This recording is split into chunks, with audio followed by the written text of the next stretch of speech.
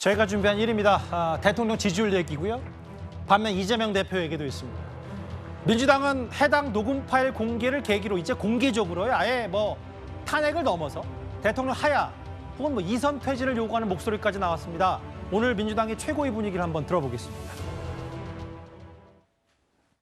더 이상 윤석열 대통령을 대한민국 대통령이라고 할 수 없을 것입니다. 스스로 그만두는 것이 마땅하지만 윤석열 대통령은 그럴 의지가 없기 때문에 국민이 직접 해고 통지를 보내야 합니다. 윤석열 대통령 임기 2년 단축을 위한 헌법 개정을 추진하겠습니다. 일부 의원님들이 임기 단축 개헌 모임을 준비 중이시고 김용민 원내정책 수석 부대표도 이에 호응하셨는데 그럼 지도부 차원에서의 논의는 없었는지? 전혀 없었고요. 개변 의원들의 의견으로 보시면 좋을 것 같습니다. 이제 말이 좀 세지고 있죠, 민주당도. 대통령 하야가 답이라는 일부 얘기. 아마 정권 퇴진 운동을 본격적으로 하겠다는 취지로도 읽히는데 다음 화면을 볼게요. 근데 박상수 대변인, 민주당 일각에서 어떤 얘기가 나왔냐면 탄핵은 실질적으로 본인들이 하고 싶어도 쉽지 않으니 아예 이렇게 코너에 몰린 윤 대통령을 향해서 임기 단축 개헌을 하면 이게 국민의힘에서도 받을 수밖에 없을 것이다라는 취지 얘기했는데 국민의힘 소속으로서 어떻게 받아들이세요? 말도 안 되는 소리고요. 국민들이 선택한 정부입니다. 그 정부가 임기를 다 마치는 게 상식이죠. 예. 그리고 대통령 지지율은 20%가 깨진 건 맞습니다. 그러나 우리 당 지지율은 민주당 지지율과 거의 같은 수치가 나왔고 그리고 당 대표의 대표 적합도에 대한 조사는 고작 1% 죄송합니다. 말씀 거 진짜 죄송한데 네. 저희가 구체적인 수치는 그렇죠. 네, 맞습니다. 예. 거의 비슷하게 나왔습니다. 그 역시 대표 적합도에 대한 조사도. 그래서 우리 당 대통령의 지지율이 빠진다요. 그것이 민주당의 지지율로 가져가지도 못하고 있고 이재명 대표의 지지율로 가져가지도 못하고 있습니다. 예. 국민들은 우리 정부에 대해서 실망은 했다는 의사를 표현했지만 우리 국민의힘과 한동훈 대표에 대해서는 기회를 아직 주고 있습니다. 그렇기 때문에 우리가 이렇게 앞으로 대응해 나갈 것이고 또 대통령의 임기도 반드시 마칠 수 있도록 우리 당은 또 함께 힘을 합쳐서 지켜나갈 겁니다. 그렇기 때문에 이러한 부분들 민주당의 헛된 기대다 이렇게 좀 말씀드릴 수 있겠습니다. 오늘 표정이 약간 좀 박상수 대변인 비장하기까지 하셔서 제가 질문을 드릴게 이제 대통령 지지율을 볼 텐데 모르겠어요. 제가 이 질문이 갑자기 들어서 어떤 생각이 드시고 어떻게 답변할지 모르겠지만 한동훈 대표가 어제 오늘은 공식적인 입장을 안 냈어요. 사실 이 해당 녹음 파일이 공개된 이후에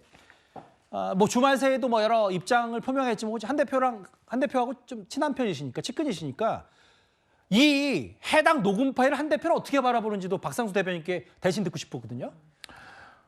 우리 당이 지금 어떤 입장을 내기는 굉장히 어려운 상황입니다. 현재로서는. 예. 왜냐하면 대통령실은 입장을 낼 수 있습니다. 왜냐하면 대통령실은 지금 대통령이 당사자인 상황이고 예. 대통령실은 입장을 내야 됩니다. 근데 민주당이 주머니 안에 지금 뭘 더 갖고 있는지 아무도 모릅니다. 우리가 만약에 5월 9일은 문제가 없다라고 이야기를 하면 그다음에 5월 10일에 대한 녹취, 그 이후 녹취가 나오면 우리가 5월 9일은 문제 없다고 이야기했던 그 논리가 그대로 우리를 공격하는 논리가 될 겁니다. 잠시만요. 그러니까 다시 한번 말씀드려 죄송한데 예. 뭐냐면 이런 거잖아요. 아까 제가 비슷한 질문을 네. 두 분께 드렸는데 민주당이나 그 녹음 파일에 뭐가 있는지 모른다면서요. 한동훈 대표도. 네. 근데 그거를 아까도 얘기했지만 용산 대통령실이 뭔가 국민의힘과 공유를 하든 내부에서 하든 국민들도 모르고 아무도 모르면 한 대표가 용산에 요구할 수 있는 거잖아요. 이거 좀 해서 어떻게 할지 해야 된다는데 만약 모르고 있고 국민의힘이 그냥 그렇게 속수무책을 당한다면 아까 당 지지율은 괜찮다고 하셨지만 그것도 동시에 떨어질 수 있는 거 아닌지 모르겠어요? 네, 민주당이 그렇게 오래 끌진 않을 거거든요. 예. 민주당의 지금 목표는 11월 15일 재판과 11월 25일 재판을 넘기는 게 목표예요. 그렇기 예. 때문에 주머니에 있는 걸 꺼내놓는 거는 앞으로 열흘 이내에 다 나올 겁니다. 그래서 그렇게 다 나오고 나서 그다음에 우리 당은 대응을 해도 됩니다. 그리고 그렇게 해야 우리 당과 정부를 지킬 수 있는 마지노선을 지켜나갈 수가 있다고 보는 거죠. 예. 그리고 한동훈 대표는 이 문제에 있어서 예. 결코 물러서거나 도망가지는 않을 겁니다. 예. 부딪히긴 할 텐데 적어도 민주당이 가지고 있는 카드를 모두 다 본 다음입니다. 그리고 그거는 그렇게 길지 않을 거라고 우리는 봅니다. 어쨌든 카드를 그 안 대표도 모른다는 거잖아요. 지금 사실 어쨌든 지금 상황을. 그 장현주 변호사님 오늘 여론조사를 볼 텐데 대통령 지지율이 처음으로 20%선 밑으로 떨어졌습니다. 잘하고 있다 19, 잘못하고 있다 72. 여기 보면 부정평가 이유 중에 김건희 여사 문제가 17, 경제, 민생, 물가보다 왜 대통령을 지지하지 않는지에 대한 핵심 이슈가 김건희 여사 문제였어요.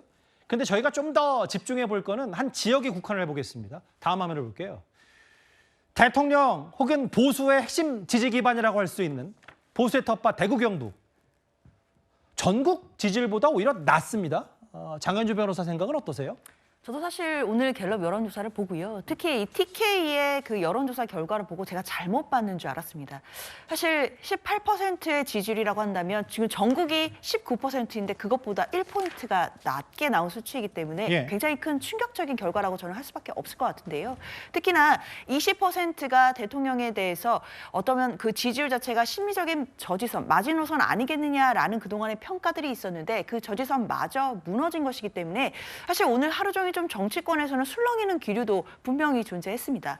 게다가 구체적으로 그 부정평가 요인 중에 1위가 김건희 여사에 관련된 이슈들이고 아시다시피 김건희 여사와 관련된 여러 가지 논란과 리스크들은 당분간 해결되기는 좀 어려운 부분들이 있거든요. 이것을 뭐 한동훈 대표는 나름대로 뭐 특별감찰관이나 이런 것들을 띄우면서 해결해 보려고 노력은 하고는 있지만 사실 눈에 보이는 성과가 없는 것이고 예. 그렇다면 이 해결의 모멘텀이 없다면 김건희 여사의 리스크는 계속해서 불거져 갈 수밖에 없는 것이고요. 그렇다면 대통령의 지지율이 반등될 가능성도 높지 않다라는 것이 가장 큰 문제라고 하겠습니다. 그렇다면 다음 주에 갤럽 여론조사 추이가 혹시라도 더 떨어지는 추이가 된다라고 한다면 사실상 이거는 심리적 저지선을 넘어서서 좀 붕괴가 될 수 있는 가능성들이 있기 때문에 용산이 이 지지율에 대해서 상당히 좀 우려 깊게 보면서 국정 기조를 어떻게 변화해야 될지에 대해서 고민해야 되는 시점 아닌가 생각합니다. 저 대구 지지율도 핵심 지지 기반이 낮다, 18%에 그쳤다. 대구 시장이죠. 홍준표 시장 뭐라 그랬냐면 대통령 무너지면 우리에게 차기 대선은 없고 뭐 여러 가지 한동훈 대표 비판도 했습니다만 홍준표 시장의 메시지 중 핵심은 또 인적 쇄신인 것 같고요. 서정욱 변호사님. 용산 대통령실 인적 쇄신도 홍 시장이 얘기한 모양이더라고요. 그렇죠. 아마 이제 그 할 수 있는 거는 다 해봐야 되겠죠. 뭐 저는 인적 쇄신도 필요하고 그다음에 이거 정책 쇄신도 필요하다 이렇게 보고요. 문제는 이제 그 안타까운 게 그 지지율 하락의 원인이 예를 들어 민생이나 물가나 이런 거는 이해를 해요. 근데 그냥 막연하게 김건희 여사 문제 이게 1번에 와 있는데 예. 이게 실체가 없는 어떻게 보면 이제 그 마녀 사냥식에 거의 가짜뉴스가 상당 포함된 이런 집중적인 공격 야당이 이게 국민 여론이 계속 여러 번 듣다 보면요 가짜도 이게 진짜처럼 들어요. 예. 권력 서열 1위도 아까 명태균 씨가 뭐 우두머리 일본말 하면서 예. 이러면 이게 권력 서열 1위가 되는 겁니까? 아니 김건희 여사가 권력 서열 1위라는 어떤 객관적인 팩트나 증거가 있는 겁니까? 그냥 막연하게 실세다, 김건희 여사가 다 한다 이런 공격이에요. 그러니까 이게 방어하기가 상당히 쉽지 않은 딱 드러나게 뭐 개입한 거나 뭐가 있습니까? 김건희 여사가 직접 알겠습니다. 예. 국제에 개입한 게 없잖아요. 따라서 이 부분을 어떻게 이게 돌파할지 이걸 많이 이제 고민해야 된다.